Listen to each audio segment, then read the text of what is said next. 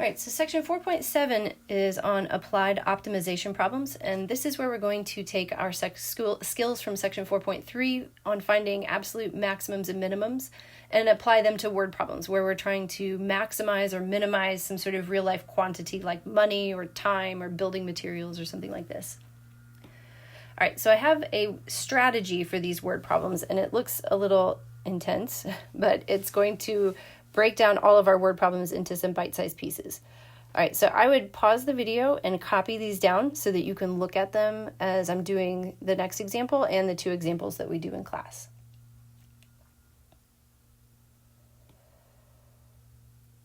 All right, so our example is that a farmer has 2,400 feet of fencing and wants to fence off a rectangular area that borders a straight section of river. She needs no fence along the river. What are the dimensions of the field that has the largest area? All right, so our first step is just to draw a picture and take some notes. So I'm going to draw myself a little river, approximately straight river. And we have this farmer building this fence that's a rectangle up against the river. And we only draw three sides because it says that she doesn't need a fence along the river. Presumably whatever's going to be in this fence doesn't want to jump into the river. All right, and let's see. So I've drawn a picture, and we'll take some notes. It says that I have 2,400 feet of fencing. And then step one also says to define any variables for the problem. Obviously, if we're going to build a function and find its absolute max and min, we need to have some variables there. And a good hint for finding what your variables should be is to look in the question. They're asking you to solve for the dimensions. Those are the things that we don't know. All right, so those are going to be my variables. I'm going to define my variables to be the length and the width of this rectangle. And since it's a rectangle, this side over here is also an L. All right, and that also allows me to be a little more specific about this 2,400 feet. Okay, the 2,400 feet is the fencing that I've got, and with that, I have to build two L's and one W. All right, so I have a relationship, a constraint on the problem, 2L plus W equals 2,400 feet. All right, then step two is to find out what I'm trying to maximize or minimize and find a formula for it. So you want to kind of scan the problem for something that sounds like maximum or minimum, and where you find it down here is where it says largest. Okay, so that means that I'm trying to maximize area. All right, because I want the largest area, so I want to find the maximum area and find a formula for this. And thankfully, this is pretty easy to do because we're talking about the area of a rectangle. It's just length times width. All right, so step three is to get this formula down to one variable. And there's always some extra bit of information in the problem that allows you to do that. And our extra bit of information is our perimeter information over on the left.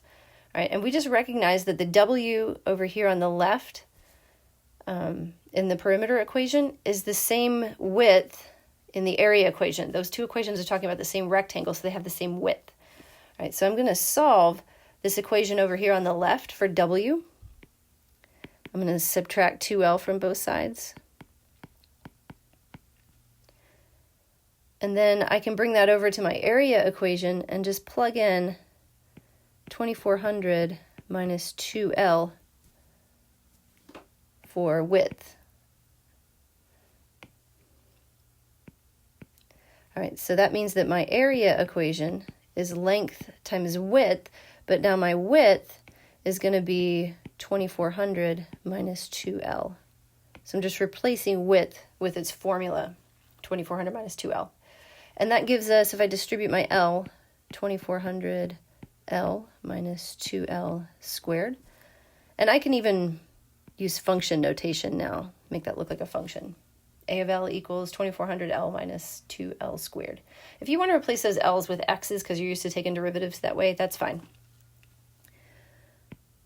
All right, so step four is to determine a reasonable interval AB.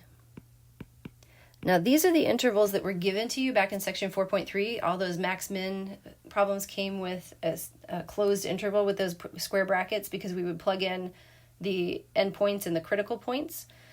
Now in the word problems, we have to figure out what that value is, that A, B. All right, so these are going to be the values of L. All right, so you just want to think, what is the smallest possible value you could pick for L? So looking at my picture, the smallest possible value I could pick for L, it's kind of a dumb one, but it would be 0, right? It'd be the smallest possible value I could pick for L, and that would be the rectangle where you build the width to be 2,400 feet long and you have no length to your rectangle. It's not a very good rectangle, but that's the smallest L I could pick.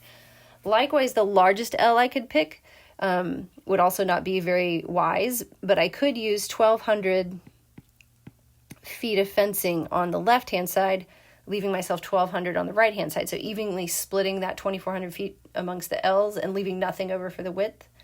All right, again, not a very smart one, but those are the bounds of reason. I can't go any smaller or bigger than that given the constraint of the problem.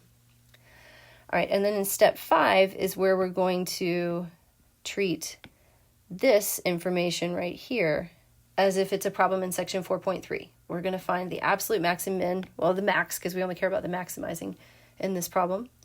All right, so we're going to plug in those endpoints, and we're also going to plug in critical points. Okay, so we need to find our derivative to find these the critical points. Okay, so the derivative of A is 2,400 minus 4L. All right, and remember, critical points are where this thing is equal to 0 or undefined.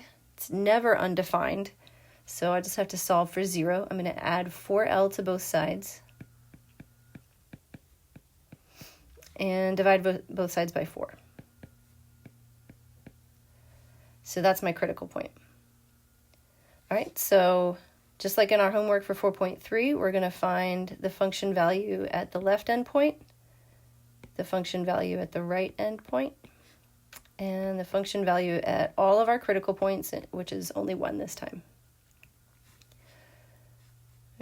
So let's see. I'm going to go back to the original function up here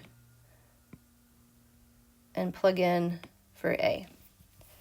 Okay, so 0, you're going to get 2,400 times 0 minus 2 times 0 squared.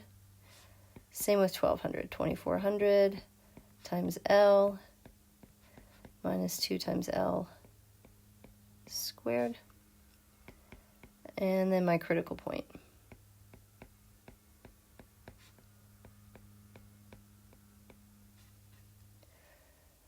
All right, so you can kick over to the calculator here. Well, not for the first one. That's a bunch of 0. For A of 0, 1,200, I do 2,400 times 1,200 minus 2 times 1,200 squared. And we also get 0 for this one. Remember, that was the rectangle where we made the lengths 1,200 on both sides, which left me nothing for the width. So that also is a rectangle with 0 area. And then my critical point,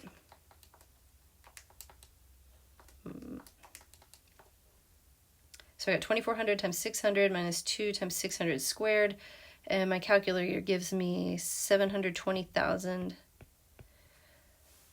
as my function value. Okay, so remember in section 4.3, we just went and looked for the smallest values for the absolute min. We don't really care what the smallest area is, but this is my absolute max. Okay. All right, so that's the one that we're looking for, that A of 600 equals 720,000. All right, so step 6 is to actually answer the question. So you got to be careful because I can ask you for the maximum area or I can ask you for the dimensions. So since I asked for the dimensions, we need to answer that question. The dimensions are the length and the width. Okay, so the length is what we solved for. That should be 600. That's going to be measured in feet. And then the width, I'm going to figure that out from my equation, my purple equation just up above.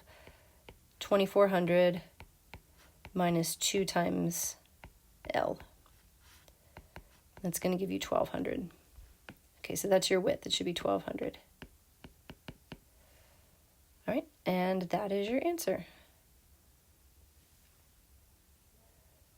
All right, so again, this is all we're doing in this section, these word problems. We're going to apply that strategy, steps 1 through 6, for a couple of different kinds of problems. And I will see you in class.